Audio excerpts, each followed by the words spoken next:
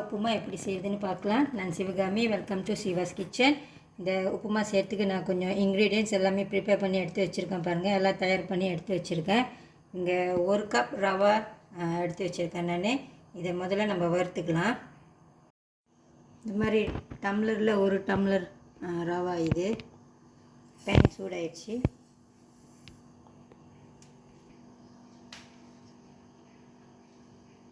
கொஞ்சமாக நெய் சேர்த்துக்கலாம். ஒரு டீஸ்பூன் மாதிரி. நான் இன்றைக்கி கொஞ்சமாக தான் இந்த ரவா உப்புமா செய்ய போகிறேன். எங்கள் வீட்டில் ரவா உப்புமானாக்கா பெரியவங்க மட்டும்தான் சாப்பிடுவோம். எங்கள் பிள்ளைங்களுக்கெலாம் உப்புமாவா அம்மா அப்படின்வாங்க. கொஞ்சமாக தான் செய்கிறேன் இன்றைக்கி நான் எடுத்த ரவா இந்த மாதிரி ரவா. இது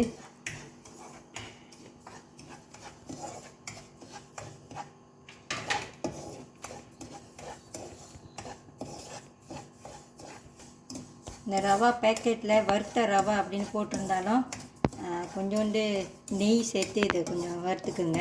பேனை நல்லா சூடாக்கிட்டு ஒரு 2-3 நிமிஷம் இதை வறுத்துக்குங்க. நல்ல ஒரு வாசம் வரும். அது வரைக்கும் இது வறுத்தது போதும். எடுத்து ஒரு பிளேட்டில் போட்டு வச்சுக்கலாம்.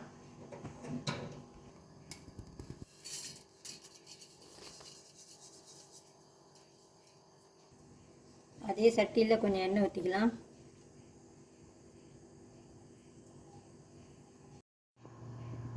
இது முழு உளுந்து ஒரு 1.5 டீஸ்பூன் மாதிரி. கொஞ்சம் கலர் மாறட்டும்.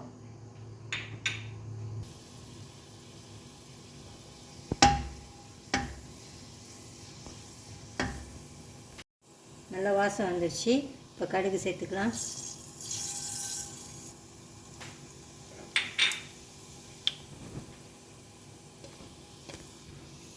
சின்ன வெங்காயம், கொஞ்சம் இஞ்சி, கருவேப்பிலை, பச்சை மிளகாய். இதை முதல் போட்டுக்கலாம்.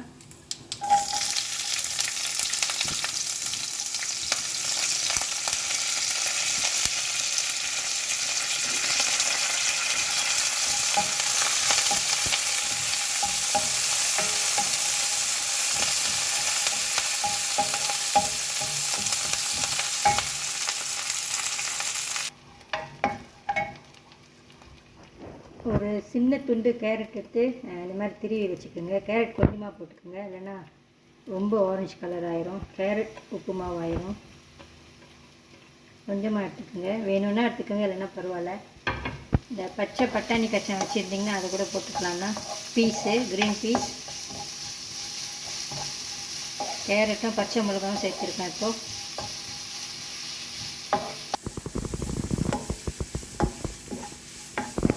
கேரட் ரொம்ப வேக வைக்கணும்னு இல்லை. அது அப்படியே பச்சையாக கூட நம்ம சாப்பிடுவோம். அதில் தண்ணி சேர்த்துக்கலாம். 1 கப் ரவா எடுத்துருந்தேன். இது ஒரு 2.25 கப் தண்ணி.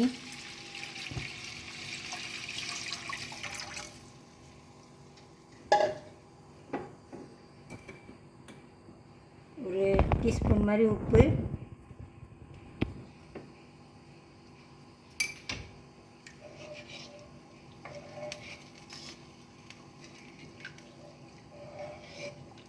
கொதிக்கிட்டோம். அப்புறமா ரவா சேர்த்துக்கலாம்.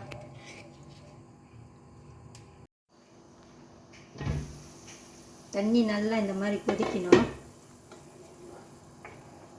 இந்த உப்புமா ரவா சேர்த்துக்கலாம்.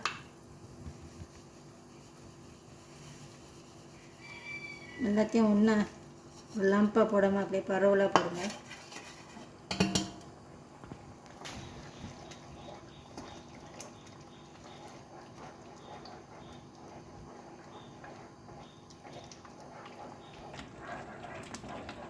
கிண்டிக்கிட்டே இருக்கணும், இல்லைன்னா கெட்டி ஆகிடும்.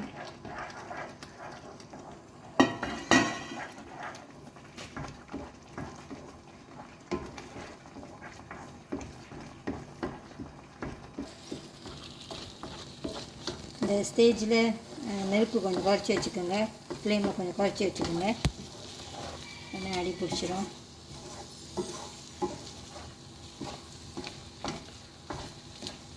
இது நல்லா மிக்ஸ் ஆகிட்டோன்னே இந்த தண்ணியெலாம் இது அப்சார்ப் பண்ணிட்டோன்னே அடுப்பு ஆஃப் பண்ணிவிட்டு இதை மூடி ஒரு 10 மினிட்ஸ் இப்படியே வச்சுக்கலாம்.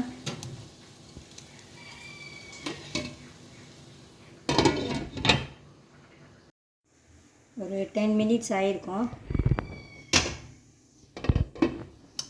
இது சூடாக இருக்கிறப்பவே ஒரு டீஸ்பூன் மாதிரி நெய் சேர்த்துக்குங்க. இது ஆப்ஷனல் தான்.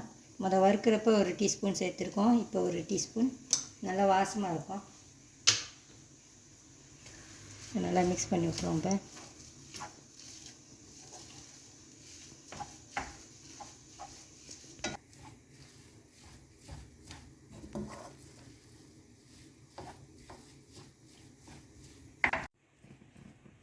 உப்புமா ரெடி ஆயிடுச்சு. இதை சர்வ் பண்ணலாம். இது எவ்வளோ அழகாக இருக்குது பாருங்கள். இந்த கேரட்டு, அந்த உளுந்து, இந்த வெங்காயம் கலரு எல்லாம் எவ்வளோ அழகாக இருக்குது பாருங்கள்.